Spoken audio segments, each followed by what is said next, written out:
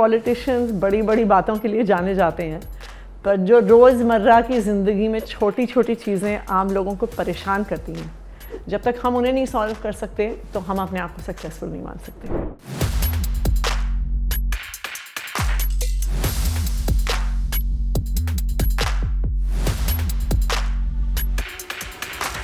I don't believe that there is any reason why the people of Delhi will not vote for us. Yes, yes.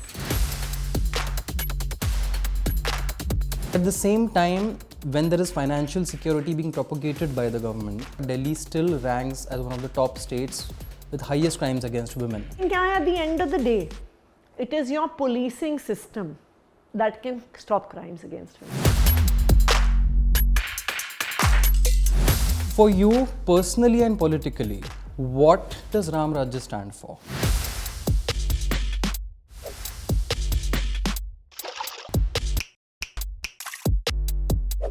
Atishi ji, Quint और Quint Hindi पर आपका स्वागत है। हमारे show बड़ी बड़ी बातें पर आपका स्वागत है। What does बड़ी बड़ी बातें mean to you as a politician? मुझे तो लगता है कि अगर हम बड़ी बड़ी बातें ना करके छोटे छोटे काम भी कर दें, so we would probably be far more successful. And unfortunately politicians बड़ी बड़ी बातों के लिए जाने जाते हैं, पर जो रोज़मर्रा की ज़िंदगी में छोटी छोटी चीज़ें आम लोगों को परेशान करती हैं, जब तक हम उन्हें नहीं सॉल्व कर सकते तो हम अपने आप को सक्सेसफुल नहीं मान सकते। बड़ी बड़ी बातें देश में होने जा रही हैं, चुनाव आ रहे हैं, दिल्ली का बजट अभी अभी आया है। I was listening to your budget speech and there was something very very interesting that you said, that this budget follows the ethos of Ram Rajya. For you personally and politically, what does Ram Rajya stand for? So first of all, this time in the assembly, we didn't just present the budget for 2024-25. We also presented a report card of the Arvind Kejriwal government of the last 9 years and tried to show how the lives of people of Delhi have been transformed since 2014, before the Kejriwal government, to now in 2024. So I think for us, Ram Rajya really stands for the ethos of working for the last person. What is the idea of Ram Rajya? That no one will be poor, no one will be destitute, no one will be ill, all families will be prosperous and taken care of. And that really is the ethos with which we have been running our government in Delhi for the last 9 years. And I think that it would not be an exaggeration to say that the lives of the ordinary people of Delhi have been transformed in this last decade.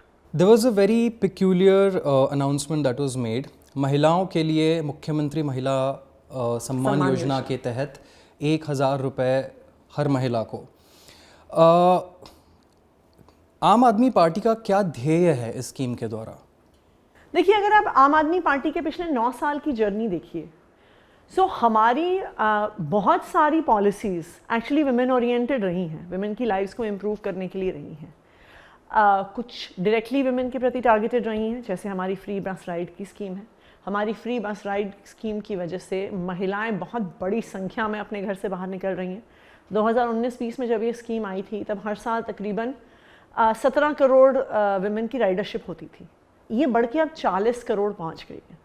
That means महिलाओं को जब आपने free travel दिया तो वो खुल के अपने घर से बाहर निकली। सेकेंड, अगर आप आम आदमी पार्टी की सरकार की बाकी भी जो हमारी फ्लैगशिप स्कीम्स और पॉलिसीज़ रही हैं, एजुकेशन, आज भी गवर्नमेंट स्कूल्स में 60% लड़कियां पढ़ती हैं। क्यों? क्योंकि जब परिवार के पास कुछ पैसा होता है तो वो सोचता है कि भाई लड़के पे लगा दें। आज भी मोहल्ला क्लिनिक में 80% पेशेंट्स महिलाएं हैं। आज जो हमारी तीर्थ यात्रा की स्कीम है सीनियर सिटीजन्स के लिए, उसमें भी 90% जो तीर्थ यात्रा के लिए जाती हैं वो महिलाएं होती हैं। ऐसा क्यों है?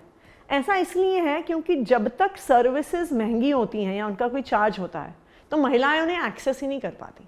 It is only because the Arvind Kejriwal government has provided all of these things for free that women are able to access them.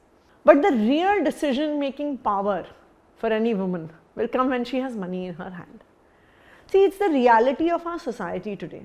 आप और हम यहाँ पे बैठ के जो ठीक ठाक सैलरी अपने घर में लेके जाते हैं, हम कुछ भी सोचें, लेकिन आज भी एक आम परिवार में एक महिला को एक छोटा सा खर्च करने के लिए किसी ना किसी आदमी के सामने हाथ फैलाने पड़ते हैं, चाहे वो उसका पति हो, चाहे वो उसके पिता हो, या बुजुर्ग होने पे चाहे वो उसका बेटा हो।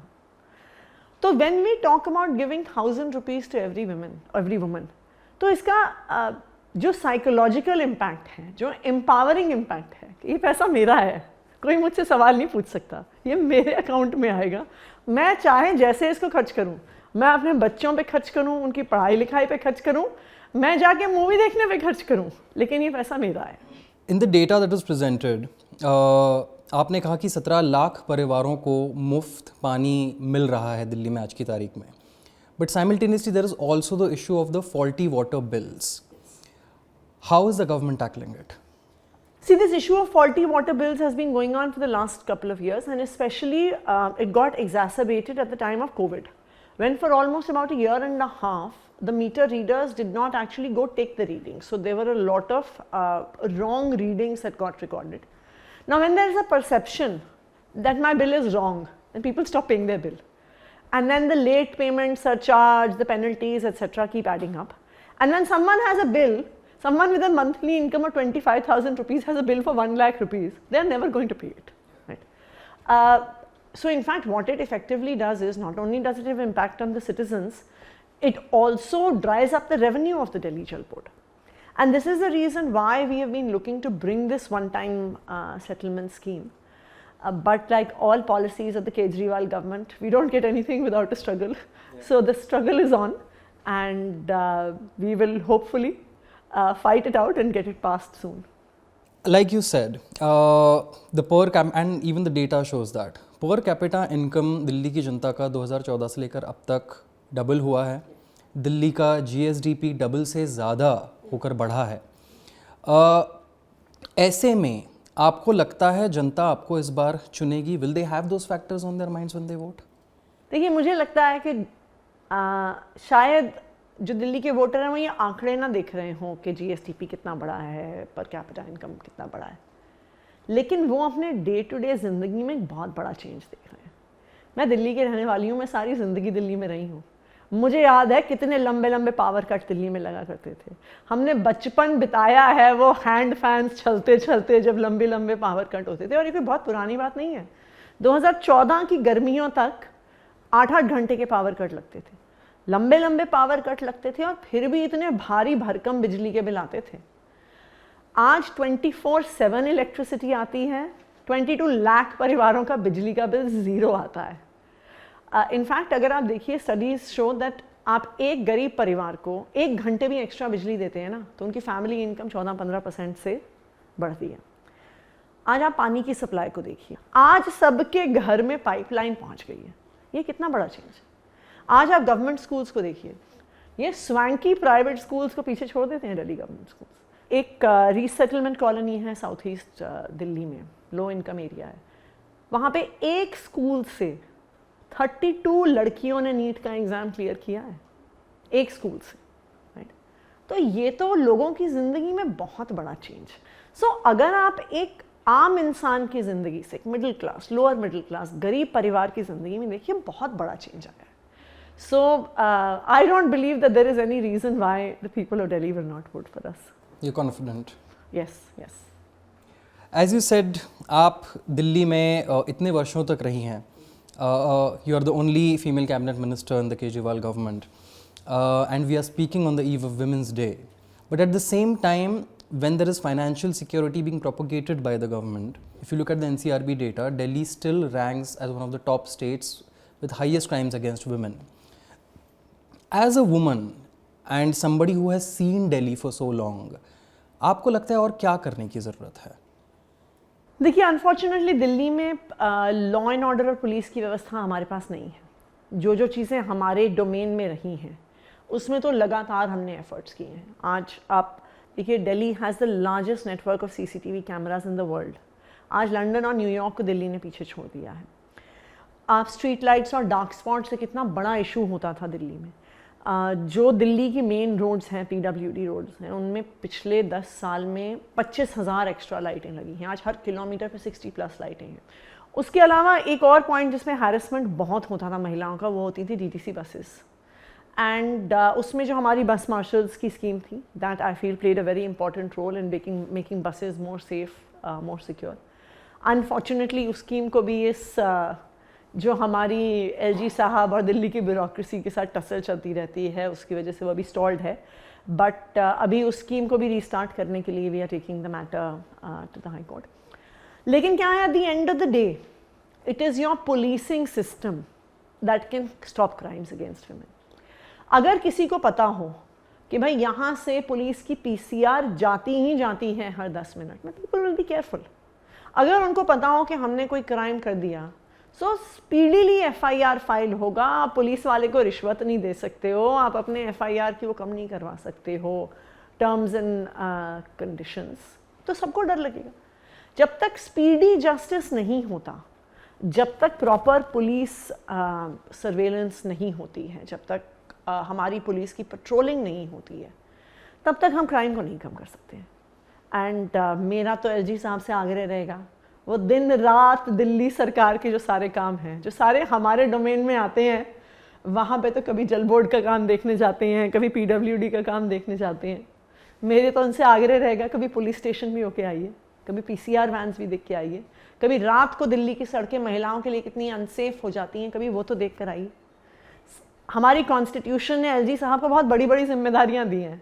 अगर वो बस ये एक काम कर लेना, दिल्ली की महिलाओं को सेव कर दें सही पुलिसिंग के माध्यम से, ये दिल्ली शहर उनको कभी नहीं भूलेगा। जब तक लोगों में ये फियर नहीं होता ना कि यहाँ पे पेट्रोलिंग हो रही है, क्राइम हुआ तो FIR होगी, क्राइम हुआ तो अरेस्ट होंगे, अरेस्ट होने के बाद स्पीडी जस्टिस होगा, तो सब केयरफुल होंगे।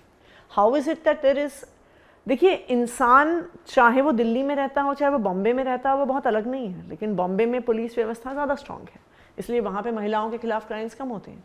ऐसा नहीं है कि दिल्ली में रहने वाले लोग लंदन में रहने वाले लोगों से बहुत अलग है, लेकिन वहाँ पे जो आपका पुलिसिंग सिस्टम है, आप न्यूयॉर्क में जाइए, आपको हर जगह NYPD के लोग दिखते हैं। वहाँ पे कहीं पे भी छोटी सी बात हो जाए, पुलिस एकदम से इंटरवीन करती है। वहाँ पे किसी की हिम्मत नहीं है पब्लिक स्पेसेस में महिलाओं के साथ बदतमीजी करने की। देश की महिला राजनेताओं के लिए आपका क्या संदेश होगा आने वाले चुनाव के लिए? देखिए, मेरे तो सबसे यही संदेश है कि हमारी जिम्मेदारी ये है कि हमें देश के लोगों के लिए, खासकर जो कतार में आखिरी इंसान है, उसके लिए डिलीवर करना हमारी जिम्मेदारी है। एक महिला होने के नाते और भी ज़्यादा जिम्मेदारी है, क्योंकि अगर गरीब परिवार में भी कतार में कोई सबसे पीछे है तो वो महिला ही है।